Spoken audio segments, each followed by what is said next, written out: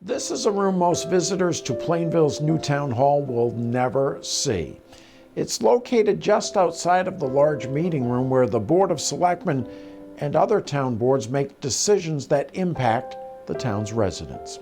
This room, named in honor of Bruce Bumpus, is the conduit for residents to observe their government in action. It's fitting that the room was named in honor of Bumpus weeks before his passing. For decades, he was a one-man band delivering live coverage of Plainville's government from the former town hall, senior center, and Wood School. Bruce Bumpus was a true Plainville legend.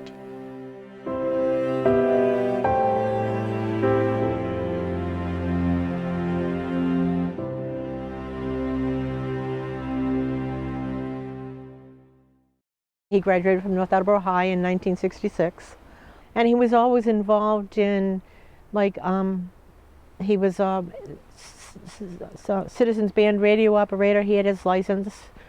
He had a ham radio license. Anything to do with radios, camera equipment, anything electronically for the time frame. He pretty much loved doing all that stuff. Before he got his ham radio license, he was actually, him and his brother, Paul, founded Triborough REACT, and they were one of the charter REACT organizations. And so they did a lot of communications assistance for the police departments and stuff before they had their commercial LMR radio systems and stuff like that. They would use CBs and stuff to help with communications. And so he did that for a long time. He was an avid scanner enthusiast, fire buff, and he was the chairman of the disaster services for the American Red Cross when the Bristol Norfolk chapter was here in North Attleboro. And so he was involved in the Red Cross, REACT, ham radio. He stayed busy. He was involved a lot with the church, our church as well in the Falls, the Central Congregational Church. So he kept pretty busy. Bruce was always there for other people. I know he wasn't a member of the Lions Club, but he was sort of like an adjunct member, he and Roberta. And every year when they did the Fall Festival, he was the one who organized all the sports cars and collectibles that came. And everybody came just for that because, they had some fantastic cars there. And he just got such joy out of doing things like that. He really did. He was definitely a giver. Some people are takers and some people are givers, and he was definitely a giver. He was just a fantastic, and of course Roberta was too, because you can't have a husband like that and not share the same, values and everything. But he was an amazing person. I just can't find the words, and that's my job, words, but I can't find the words to adequately describe Bruce. He loved trains. Him and his brothers had, I'm not sure if they were American Flyer or Lionel, but they had train sets kind of growing up, and I think I think they all liked trains, but I think he was the most enthused with trains. He would go with his friend Bill Holland, and they would go to different places to see trains. He would go to the train expo out at the Big E every year, and walk around. And he collected some train memorabilia. He had a railroad crossing sign outside in the yard that he had gotten. But when he built the garden, the waterfall garden in the backyard, he put, I think it's a G-scale train track around the garden, and he had a lot of different engines and cars and stuff to go around the track. And he would change them out, you know, at Christmas time he had a Christmas train, and you know, he had lots of different engines and cars and stuff to go around the track there. He would do anything for Plainville, absolutely anything. He and Roberta, if somebody said, we need someone to do this or someone to do that, or we need help with this, he was the first one there. She was too. We were very blessed to have the both of them in our community. They made great contributions to this community. He did the cable access in Plainville for, I don't know, 30 years at least. And I helped him a lot with a lot of the different things that he did, you know.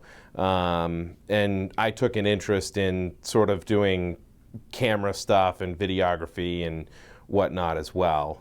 He's done all kinds of school functions when Scott was in school. He's done all the town meetings. He's done some of the Board of Health and Planning Board meetings.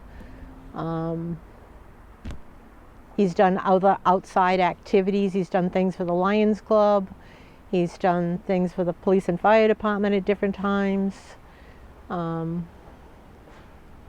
Pretty much any kind of a function that was going on in town, that they'd call him at the last minute and off he'd go. He covered all the town meetings, and it used to be funny when he was in the old town hall, because it was so cramped and he was in the other room and he'd have to keep running back and forth. It was funny. The meetings were in Joe Fernandes' office at the big table, and then Bruce was in the control room, which was, well, it depends what era we're talking, but it was either right outside that room or in the closet, which was also the data storage room and the control center for the cameras and the kitchenette break area for the staff. So definitely different times compared to where we are now. You know, the typical setup is I had to move my chair because even the chair and the camera wouldn't fit behind the desk. And, you know, there was the table where the three selectmen met, and I'd sit off at the end. But that was just the routine. And, you know, Bruce would sit there. That was prior to the cameras being affixed to the wall, and he had a little control room. I remember the first town meeting I was at in 1992, I believe, and seeing this guy scurrying around trying to make sure things were being recorded and could be captured at that time up at the school. And the next thing I know, he's the guy broadcasting it on cable. The next thing I know, he's the guy showing up at a selectmen's meeting or a school committee meeting and pulling all the strings to make sure that the town could be as informed as possible about what was going on. He took that incredibly seriously. He really drove the need, making sure people appreciated why we wanted to do it. He drove the work to get it done. He was the jack of all trades, pulling cables and manning the camera and taking care of the controllers and whatever it took to get it done. He got it done. For a good part of the time, you know, there really wasn't anybody else. You know, Plainville had a cable access committee, and people would kind of come and go, and there would be people that wanted to be committee members, but nobody really stepped up to say, hey, how do I operate the camera? Or, you know, can you show me how to use the equipment? You know, there was a few people here and there that kind of stepped up every so often, but for the most part, nobody really wanted to everybody wanted something done, you know, whether it was something for, you know, a parade or a festival or the school or whatever. Folks always wanted something done, but nobody really wanted to step up and do it. He did have his friend Randy Wilhite, who was also on the cable committee, would help him along with my son Scott, like set up for town meetings, either at town hall when they had him here, and then when it moved up to the Wood School on 106. You know, they'd help him set up. Sometimes they'd stay and help him film, but they never actually filmed per se. You know, if Bruce had to check something, they might work the camera for a short period of time.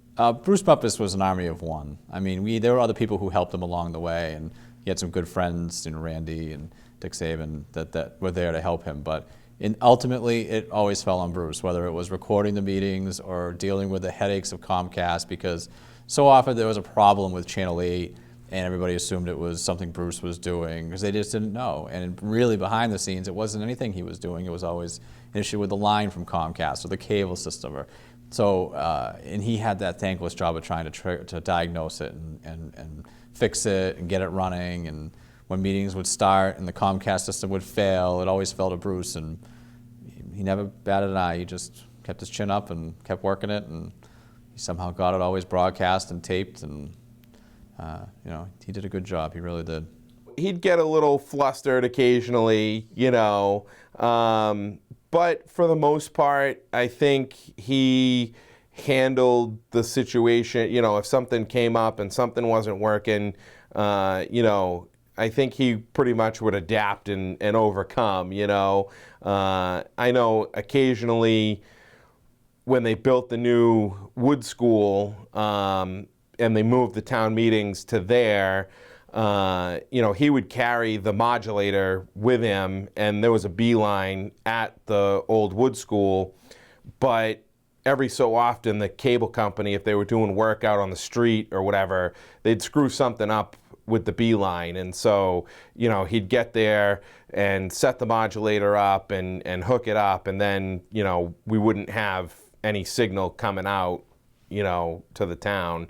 And it was quite a project for him to get, especially once like Comcast took it over. It was quite a project to actually get a hold of somebody to try and get the issue resolved. A lot of the direct contacts that he had, didn't work anymore, and he'd still have to call the 800 number, and some people didn't know what a beeline was. When I started in Plainville in '92, he had been already the long-standing member of the cable committee that broadcast selectmen's meetings. He was pretty much the chairman right from whenever he started. And he's worked with Rentham Cable, or whatever Rentham Cable is. He's gotten equipment from them at different times as the different cable companies. We went from one cable company to the other to the other. He also worked with Joe Fernandes to try to get our equipment up to date.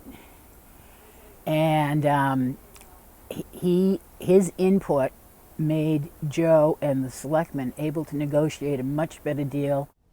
He was sort of shy to negotiate. And there was two guys, they came in, and we had like 5 or 6 meetings with them, and it was useless.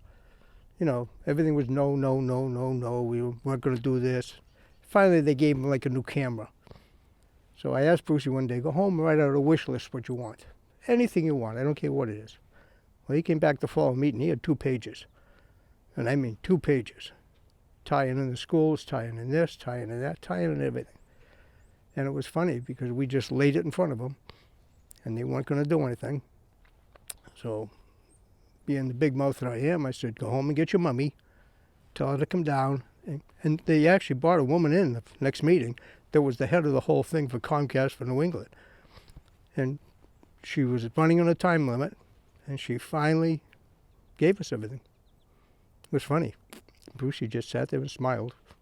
Other communities would try to extract more monetarily, but as you know, that just gets added onto the cable fee that the subscriber pays for. So Bruce was very conscious of that. So he'd try to negotiate as much as he could without affecting cable rates. Bruce was a bit disarming, and he was a non-confrontational person, and I think people that he negotiated with respected that, Plainville did well without affecting cable rates. Well, he worked every day, even though he was doing chemo. He worked every day, and then he'd do the meetings at night. He never admitted how tired or whatever he was, so it was very hard to get too much out of him. But he was doing what he loved to do, and he was not happy when he couldn't do it anymore. Basically from maybe around the end of September through the end of December. And that's when he started to get really bad. He pretty much did the cable TV stuff until he couldn't anymore when he got sick, and by that time you know, I didn't live in town anymore. So I didn't really have an opportunity to sort of carry on. But, you know, I think if I still lived in Plainville and whatnot, I think I probably would have. And at the time, of course, we're bringing the new town hall and new public safety building online, and they're beautiful buildings. And we've been blessed with a lot of public servants in town that you'd think, oh wow, we should name. And I can remember some of the conversations. We should name the foyer for, you know, for Rob Rose, or we should do something for the Skinner family, or we should do this for different major contributors throughout Plainville's history. And we took, at the time, we took a very step back. Let's not rush to name anything. Let's remember this is all of Plainville, and it really represents all the people in town. But we looked at this one small room where all the audiovisual control equipment are run through in New Town Hall. And Bruce wasn't well at the time. And we knew we had to tell him how thankful we were for 42 years of public service to Plainville. And it's not just the cable. He worked in civil defense. He worked in emergency management. He spent 15 years as the radio man for Plainville FEMA. A lot of things like that. And those, I think, to a certain extent, always informed and drove his desire to make sure our meetings and our activities were publicized and were communicated out to people. Communication was a huge thing then. And we just felt, you know, there's one exception we're going to make, and that is to name this room for Bruce, and we want to do it in a time and a place where he can see it and he can feel the appreciation and the love of the people of Plainville. Because so much of the time, he's the guy in the background. Well, you know how it is. He's the guy pushing that camera around or plugging in the control unit or whatever, and you take that for granted. And we wanted to make sure that he knew we didn't take him for granted. And so it was very important for us to do it when he could be there and to give him that plaque, even before we could actually physically hang the plaque on that room. But I think about him every time I go in there because, you know, his name's right there. I walk by it and grateful that that's an important part of our building, and the reason it's an important part of our building is because he made it an important part of Plainville, that we communicate out what we're doing. I think the intention was to do it later, when we were more in the building and we could do something with him there, but you know, unfortunately his health took a turn a little prematurely for that. So we got his plaque made and drawn up, and we were able to get him out one more time to a selectmen's meeting and truly honor him, and it was a great showing, and I believe you have some video of it too, and it was some recognition that he deserved, and he deserved to be there. It shouldn't have been done posthumously. He needed to be there and receive those thanks for all those years of service. Thankless, unpaid service, and I think that the town owed that to him. He didn't ask for it, but we owed it to him, and I'm glad we were able to do that. I think it meant a lot to him too. He was thrilled as you saw the plaques. He was totally surprised. Justin sent the ambulance for him because he couldn't walk. Well, barely walk, let's put it that way. He was really very shocked at the whole situation. Of course, pleased besides. And of course, he showed him off to everybody that came naturally. A lot of our friends were there. When I found out there was going to be a meeting, I made sure that there were different people there.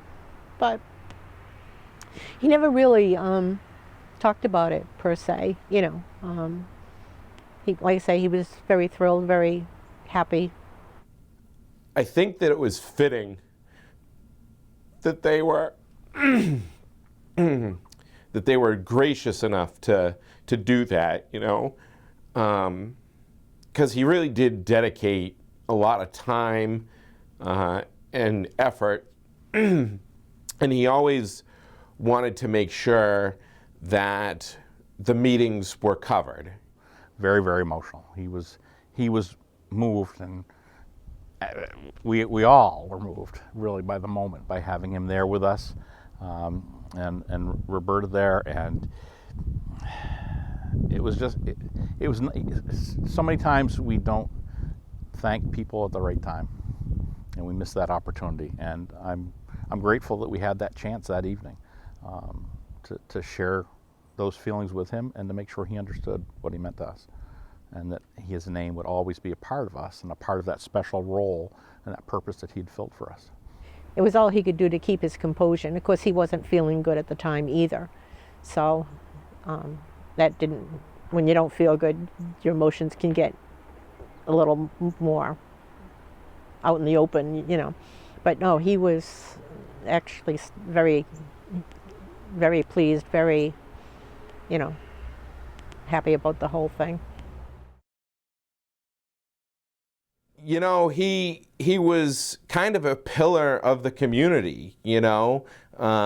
He knew the police chief, he knew the fire chief, you know, for a couple generations of each, you know, because he was always at the town hall, he was always there, and, you know, I think there was sort of a mutual respect, you know, even though his position was a volunteer position. I think there was some mutual respect there, you know, and we have family in the fire service in Plainville. My dad's grandfather was a firefighter in Plainville a long time, years and years ago. And then there are still some Skinners. They're not direct relations, but there are still some Skinners on the fire department today. So, you know, there's some family ties there, and, you know, between the knowing everybody and the selectmen, he was very friendly with all the selectmen, you know. Some of them, when he couldn't drive anymore, and it would be town meeting or a selectmen's meeting that he had to tape or what have you, whether it was a selectman or the town administrator, somebody would always offer to either pick him up or bring him home or what have you. So I think, you know, that by having that respect of the people that run the community, you know,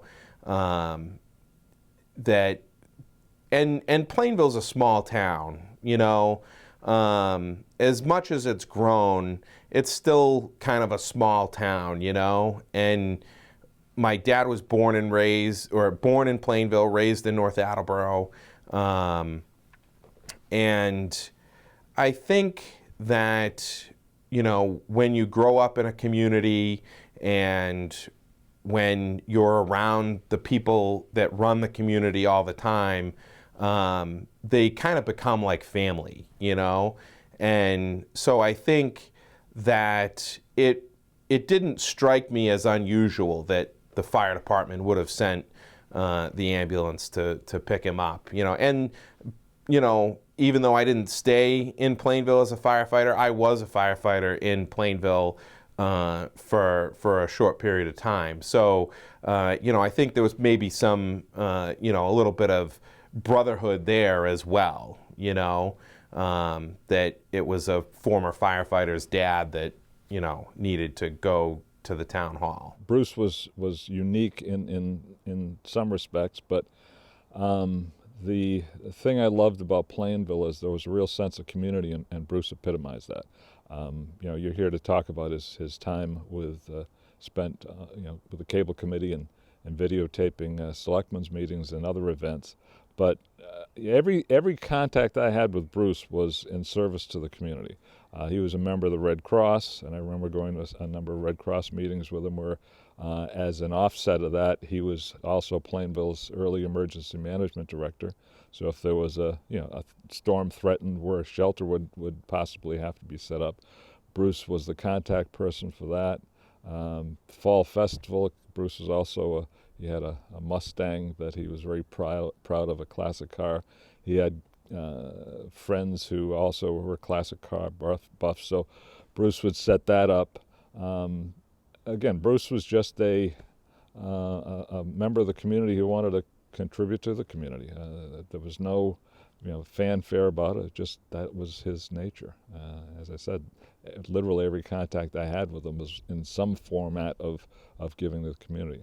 You know, what drives people like that, I'm not sure, but we obviously could use more of it. You could get the impression from him, though, that he was a little brusque or a little, I got to have this set just the right way, and that's why sometimes people are that way in the domains that they control. But the reality was, he was the sweetest person you could ever meet. And Jen told me he loved candy, and she never understood why he loved candy so much, because he was already so sweet. He just the sweetest person. The other thing that I thought was interesting, and we mentioned in the proclamation that we gave him that night, he drove the filming, the videography around our 75th anniversary celebration, which was a wonderful thing. And we had a big celebration for our 75th, and then he did the same thing for our 80th, and then he did the same thing for our 100th. And so if you look at that span from the 75th to the 80th to the 100th anniversary of this town, he was the key person making sure we were capturing those memories, that we were videoing what needed to be videoed, recording what needed to be recorded, and that, that's a big span of time where he's driving that for the town, and that struck me, those three particular anniversaries. He just wanted to do good in this life as best he was able. And for me, that's the best epitaph anyone could have. It's an impact that many people weren't aware of. I mean, if they were to see be it a selectmen's meeting or a town meeting or some other event, they're looking at that and not thinking much about it. But for Bruce, and again, the 23 years I was there, he was the man behind the camera, the man setting up the camera, the man making sure there was a camera. And that's what people who knew Bruce was doing will remember Bruce for, and those people that never knew Bruce, hopefully something like this lets them know that but for Bruce, they wouldn't have seen 99% of what was going on in selectmen's meetings or other town functions that Bruce videotaped. Just a very dedicated person with absolutely no fanfare. I would say that he was a community member, that he was, a family man, and he was dedicated to whatever it was that he did, whether it was being involved in the church or being involved with the cable access or the Red Cross or the ham radio club. He was dedicated to everything that he did.